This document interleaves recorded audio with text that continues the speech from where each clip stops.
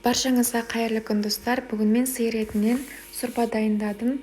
Өте дәмді, пайдалы, оңай жасалатын тағамдардың бірі. Мен сіздермен қалай жасайтынымды бөлісе кетейін. Ең алдымен сиыр етін қосамын. Көкөністерімізді, етімізді дайындап, жуып тазалап аламыз. Салқын суға салып қайнатамыз.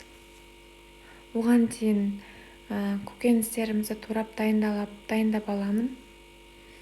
Мен пияз, 2 тіс сарымсақ және де сәбіз, картоп, 2 болгар бұрыштарын қосамын. Барлығын жақсылап турап аламыз.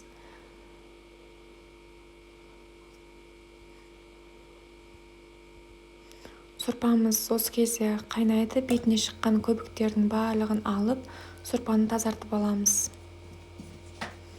Одан кейін пияз, сарымсақтарымызды, сәбіз, дәмдеуіштерімізді қосып аламыз.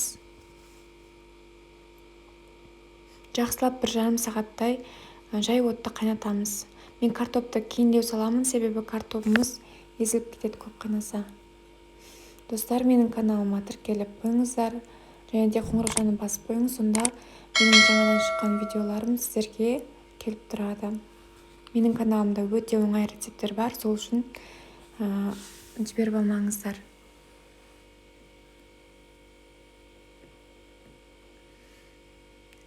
Картопымызды саламыз. Картопымыз сап болғаннан кейін тағы да 1 сағаттай бетін жауып қайнатамыз. Өте жай отта. Осымен сорпамыз дайын болады. Достар, менің каналыма тіркеліп, лайк басып, өз ойларыңызды қалдырып қойыңыздар. Видеоны соңына дейін көргендеріңізге рахмет.